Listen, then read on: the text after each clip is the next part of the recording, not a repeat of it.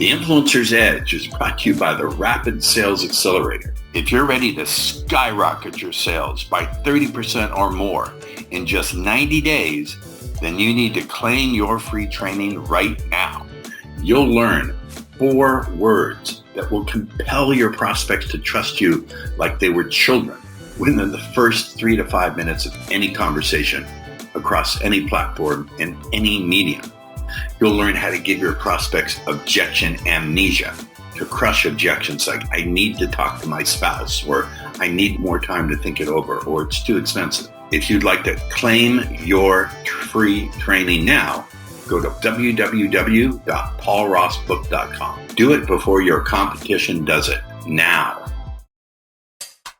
Welcome to the Influencer's Edge. This is the place where you come to get the latest breakthroughs, cutting-edge insights, tools, and techniques to leapfrog over the pack in sales, persuasion, and influence.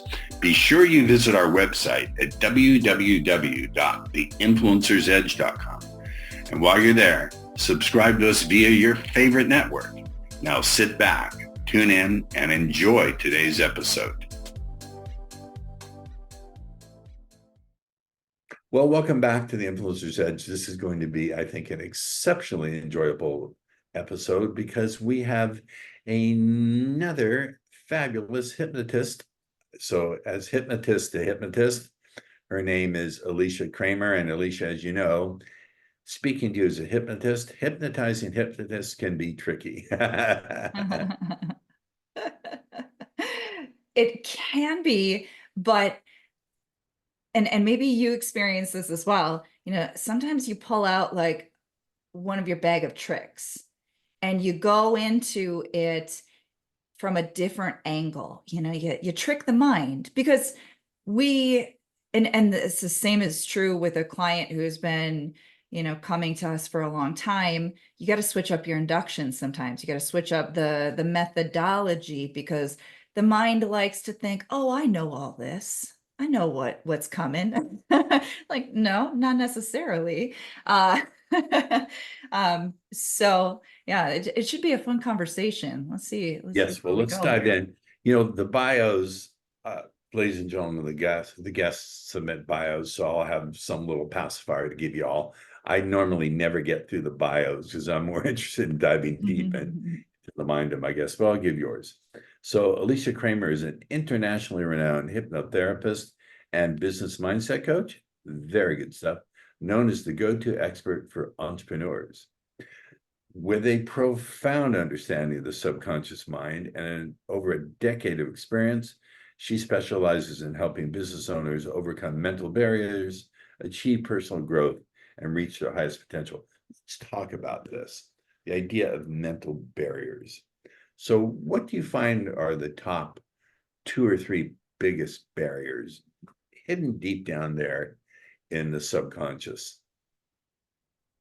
It always sounds a little cliche when I say it because it's so broad in general, but everyone has fears.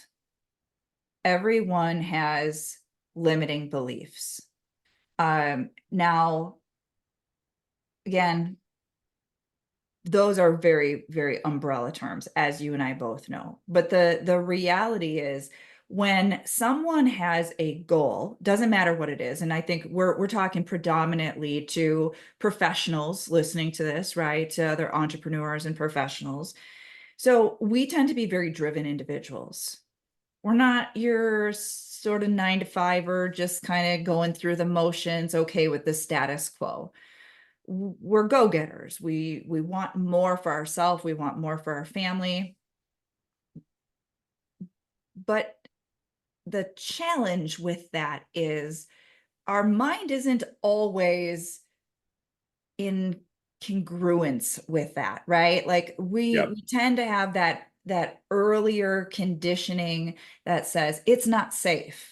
You know, it's not safe to put myself out there. It's not safe to be authentically myself. It's not safe for me to make X number of dollars because we've got then all the limiting beliefs, right? So when someone is setting that goal and it sounds all great in theory, but they're not hitting the goal, that's where we have to actually like now get into what's really going on in your subconscious programming. And a lot of times that's hidden in plain sight. Like our results are showing it. Our results are showing there's obviously some kind of disconnect here between my goal to grow my business to $10 million in revenue, because my results are not showing it, even though I'm taking actions and I'm hiring the gurus and I'm hiring the lead generation companies and all this stuff. So then we got to unpack that and say, well, where is there actually that subconscious resistance to the goal, which always comes back down to those fears and self-limiting beliefs every time. What I would like to ask you, and I said before the show went live that I was going to ask you a question that maybe no one has ever asked before. In my own practice, I have found that many of these limiting beliefs are formed from trauma, not just like even generational trauma. For example, my grandparents, Jewish, grew up in the ghetto, were kicked out of their countries, came to the country with just their clothes on their back and not speaking the language, and obviously had terrible fears around poverty, which got transmitted to my parents, which got transmitted to me. I think the only one in the family who somehow escaped it was one of my older sisters. How she did that, I don't know. She didn't get the can't make money message. So what would you say to that point, that a lot of these limiting beliefs are based on trauma? And if that's the case, do you have to relieve the underlying trauma before the belief clears? I love your question.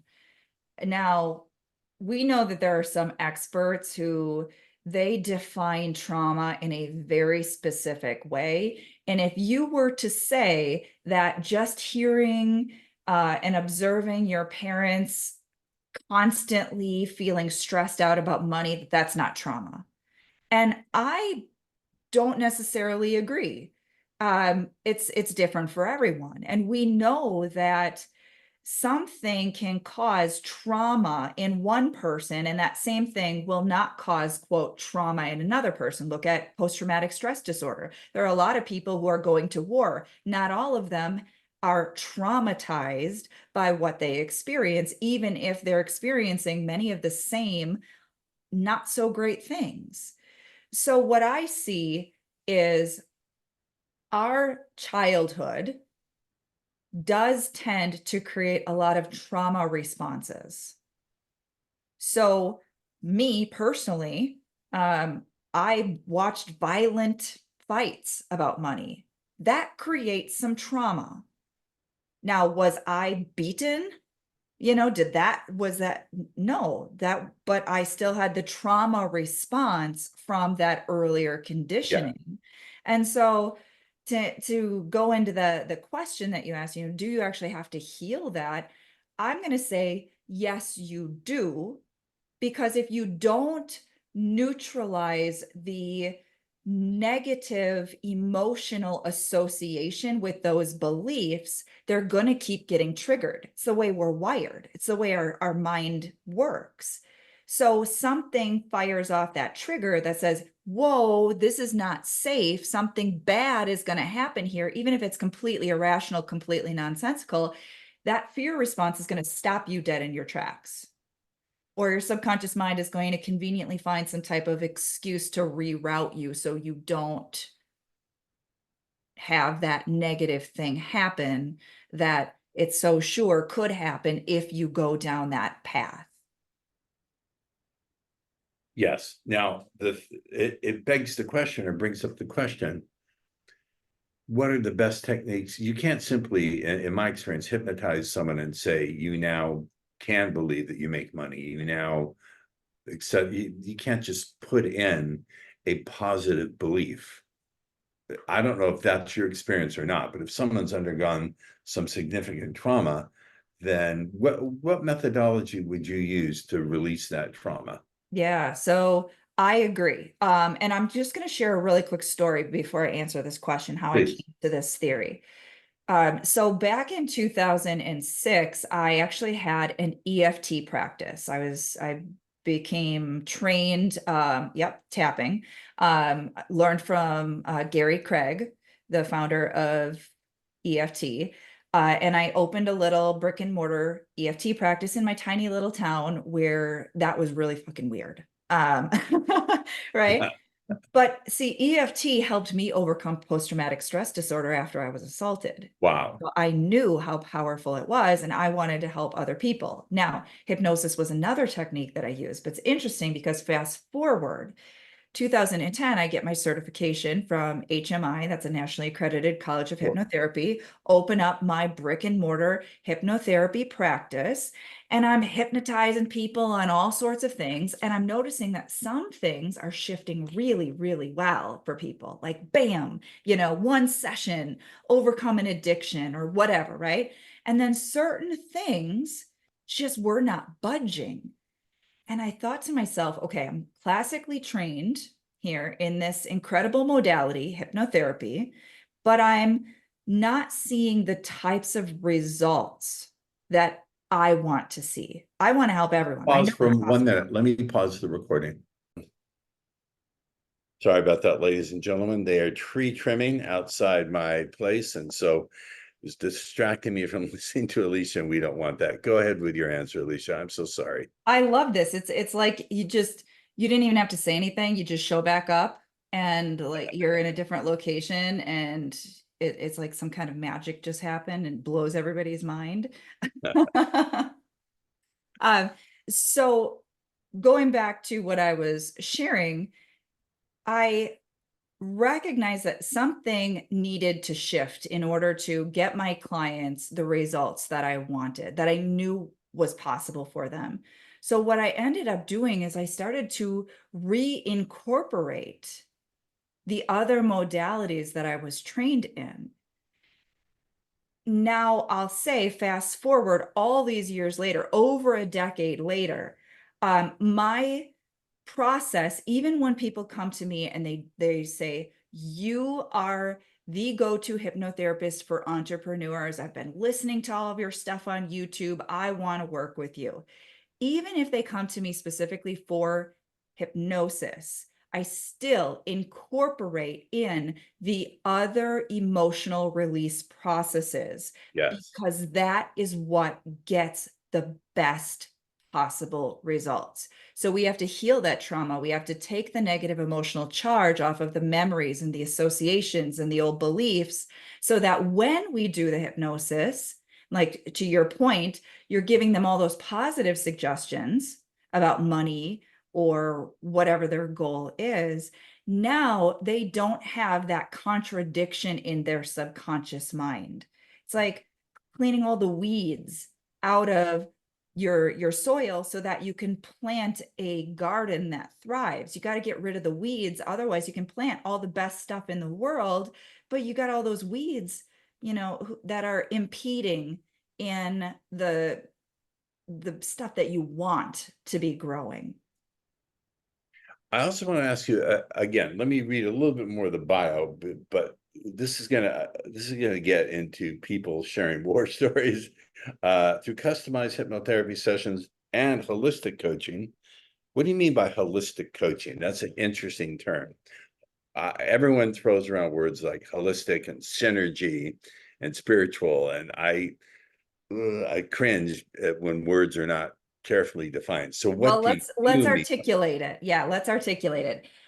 So there are a lot of mindset coaches who have taken some weekend course and they think that they're an expert at helping people change their beliefs. That's bullshit. You really do have to go deeper into understanding how the mind actually works. But let's take it a whole nother step. And this is where the holistic piece comes in, because we are not just a mind. We are a mind, a body, and a soul. And I found that when you are overly focused on just, for example, because I work predominantly with business owners, if you're overly focused on just the tactics and even just the mindset side of succeeding and achieving your goals, you are doing a huge disservice to what is actually possible for someone in terms of creating a business and life that they love. So I actually have my master's degree in metaphysical science. For some people, they're like, oh, what's that? That sounds weird. That's woo woo. Well, we're already talking about hypnotherapy. We So I like guess, weird. We right. here on the Influencer's Edge, we love weird. We seek it out. Go Excellent. for it. So I've been studying universal laws and universal principles, not just high level, superficial, fluffy shit like, oh, the law of attraction and make yourself a vision board and all of that stuff, right? Let's get pragmatic here, right? Especially for my high achievers, they're still spiritual. They understand the value of meditation. They have a connection, with the divine, whatever that means to them, whether it's through their religion or it's non-denominational. Um, but we understand that we are a multifaceted being.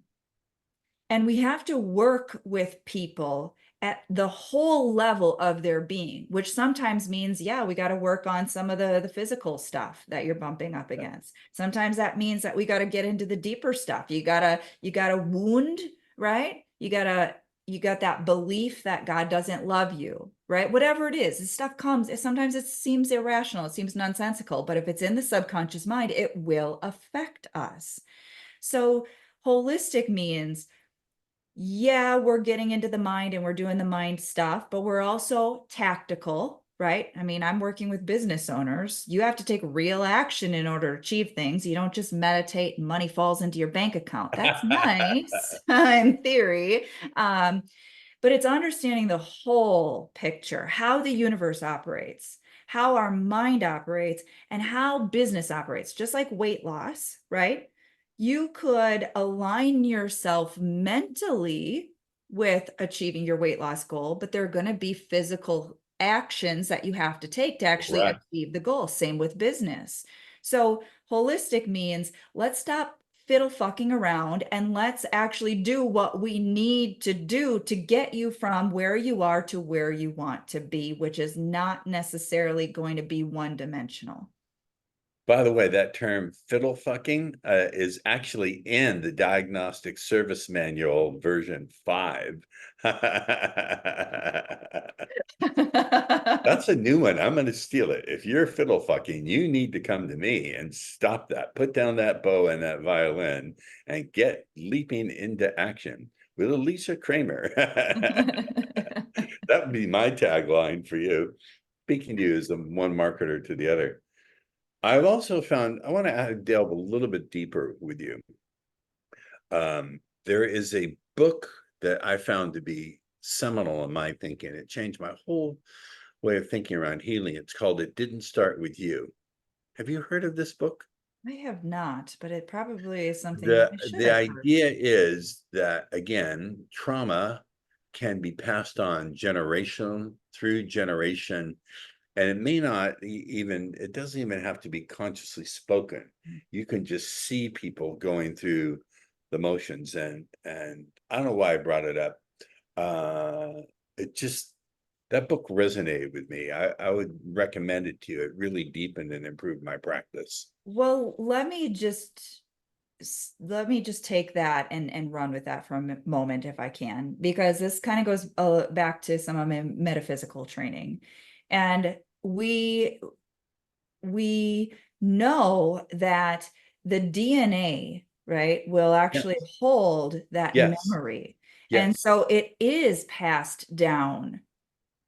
It's stored in our physical body, but we I agree. also know from scientific studies that language, and that's a beautiful thing about hypnosis, when you actually start to use these processes in a very strategic manner, we know that it can actually change the DNA. So what that tells us is you can heal even that deep rooted generational trauma, the beliefs that have been passed down from generation to generation.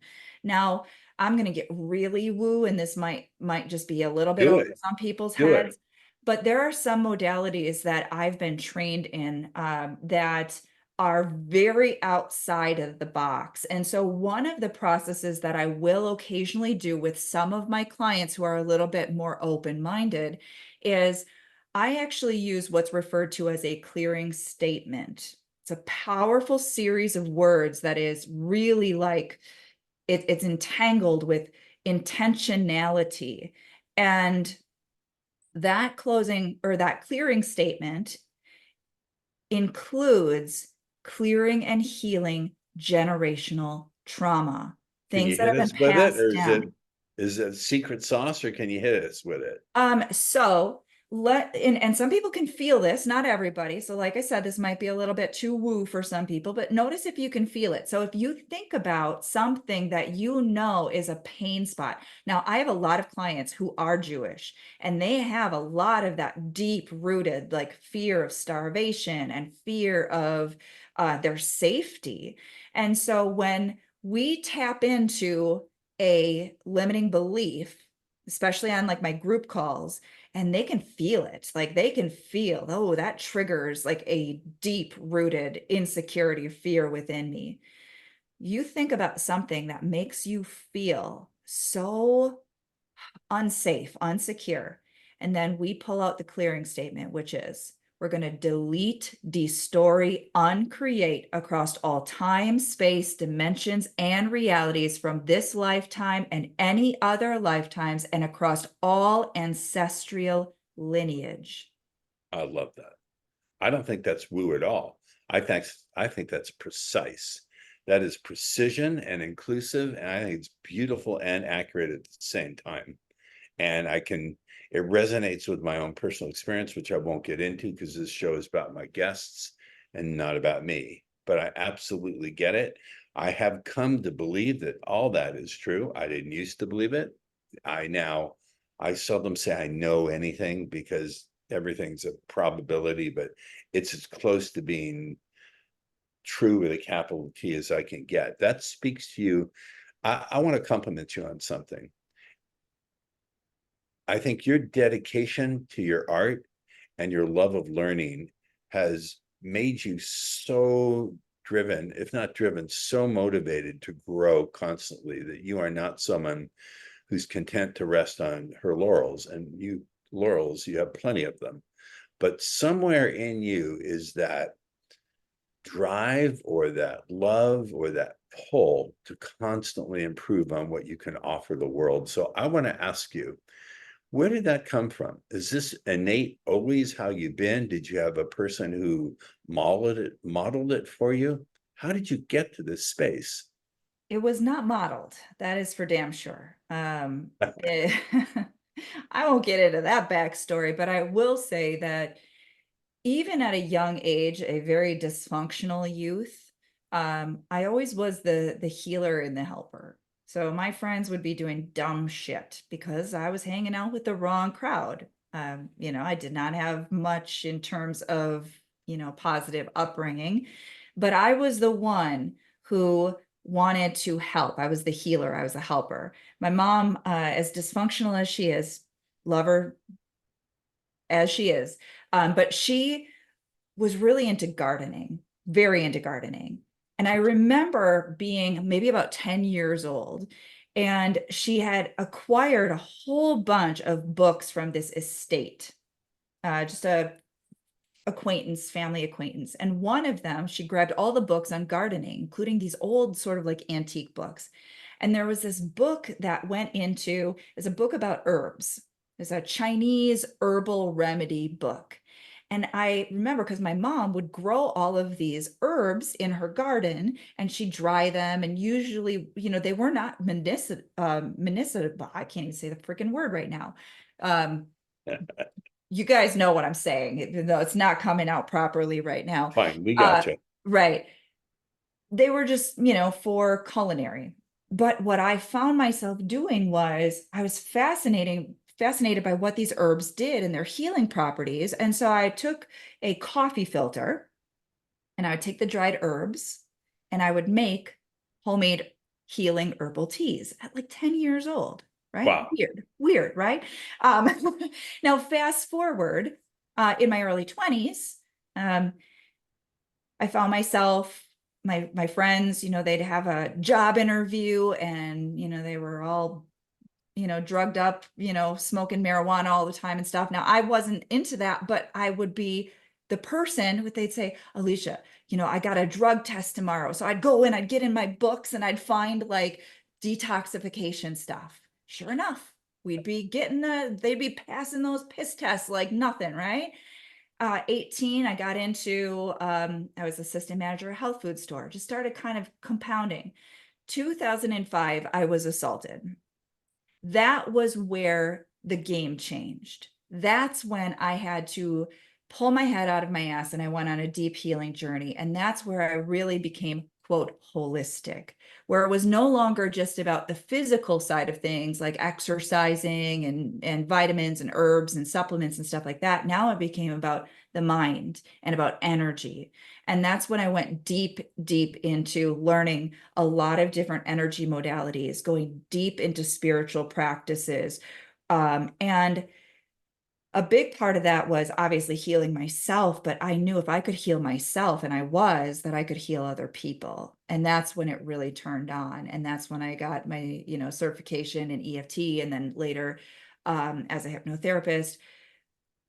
But I tell you that there is a drive within me because I know what's possible. And when I see my clients and they have a desire to achieve something, and I feel it, I know it in my soul that it is possible for them to achieve that heart's desire.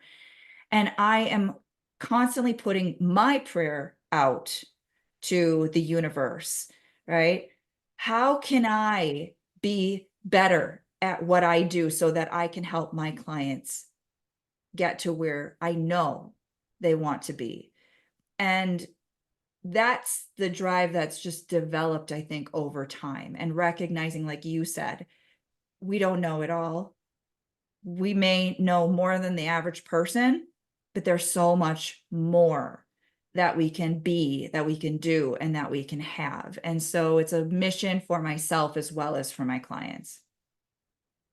I see you as someone who has a mission, and it's a beautiful thing that you had the strength or the, I don't know what you would call it, after undergoing such a horrible experience. And we absolutely not going to get into the details, but many people would curl into a ball and just retreat from life. And the fact that you didn't speaks to something inside of you, that you've got a spine as well as a heart. I just like to point these things. I know you know that about yourself, but it's important to me that my guests feel seen and they feel heard, that they know this is not just me asking questions, but this is me, heart to heart, eye to eye, really getting you. I just think it makes for a better experience for my guests and for the show. Let me ask you about something else, because I'm picking your brain because you know your stuff. If you didn't know your shit, I'd go, okay, thanks, Alicia. I got an appointment with the dentist. I want to ask you about decisions.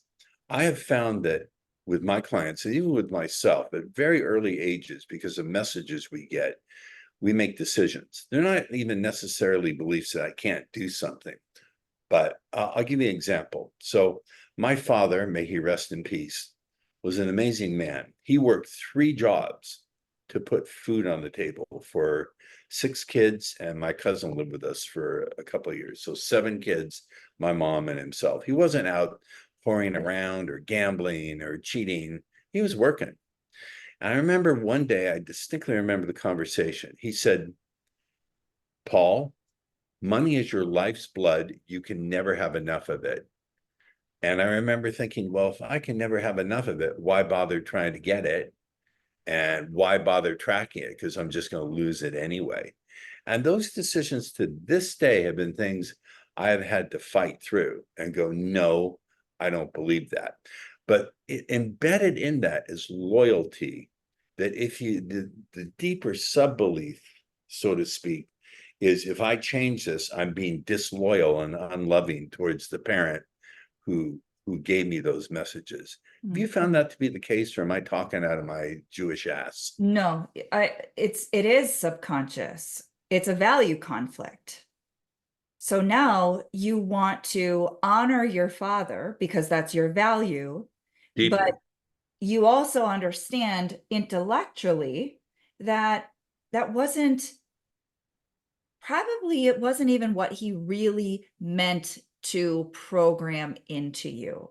Ah, See, we got to reframe it because otherwise you are always going to have that value conflict. So no matter how much good work you do to program yourself to allow yourself to be prosperous and financially abundant, you're going to keep rubbing up against that inner value conflict.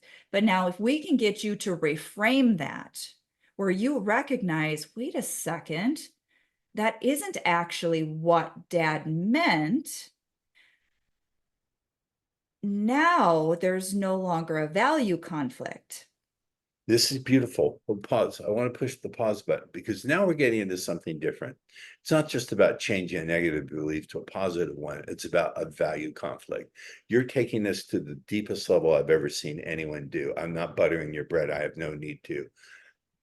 Value conflict is something that's not discussed. I think 90% of the people out there don't even know it. We can have a conscious conflict in our values, but the idea that there's an unconscious conflict between a consciously held value and then a deeper one, no one's ever said that. I should book a private session with you if You you're available should. for Let's it. clean that shit up. You're gonna be like in the Are you stratosphere. available for that? Are you available for that? I'm I serious. do I do work with a small number of private clients. Most people I bring into my group coaching programs, and then they also get some private work with me. But Paul, we'll get you on the calendar. Thank you. Wow. This has been mind-blowing. I've really loved this episode, despite I gotta tell you, it was so overwhelming, that noise of trimming a tree right outside my place. So we had to move it. Alicia, you've been wonderful. Will you come back on the show? I would love to. Okay. And you know, so we didn't even get into your biography. We didn't even finish it. I do want to ask you this. I know anyone with half a brain, and my listeners tend to be very, very smart. They have 10 halves of a brain, which means I don't know, I don't even get into it. My viewers, my audience, my listeners will want to stay in the conversation with you. So how the heck do we do that? And we'll also put it in the show notes. So the best place to direct people to is to my main website, which is aliciacramer.com. Because from that website, there are going to be links to me on social media. There's links to my podcast, which Paul has been on. You got to check that out. You should link to that in the show notes also. There's also more information about working with me and my group programs. So everything is there. Thank you. And how do you spell Kramer? Just for those, is it With with a a K or a C, C? with a C. So Alicia is Alicia, Kramer with a C, Cramer.com. All right. Thank you. Stay on with me after the show's over. I want to have a brief chat with you. Ladies and gentlemen, this is why I do this show, because of guests like her. Thank you from my heart, my subconscious mind, my spirit, and my super strong body. I worked out with my trainer today. Look at these guns. Excellent. Love it. All right. Thanks, everybody. We'll see you next time. The Influencer's Edge is brought to you by the Rapid Sales Accelerator. If you're ready to skyrocket your sales by 30% or more in just 90 days, then you need to claim your free training right now. You'll learn 4 words that will compel your prospects to trust you like they were children within the first 3 to 5 minutes of any conversation across any platform and any medium.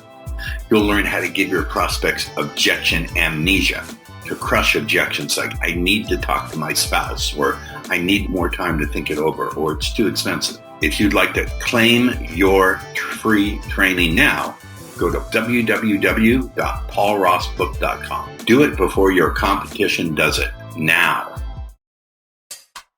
Thank you for tuning in to the Influencer's Edge, where you get the latest breakthroughs, cutting-edge insights, tools, and techniques so you can leapfrog over the pack in sales, influence, and persuasion. Remember to visit our website at www.theinfluencersedge.com to enjoy even more great episodes like this one. We look forward to seeing you again on the Influencer's Edge Show.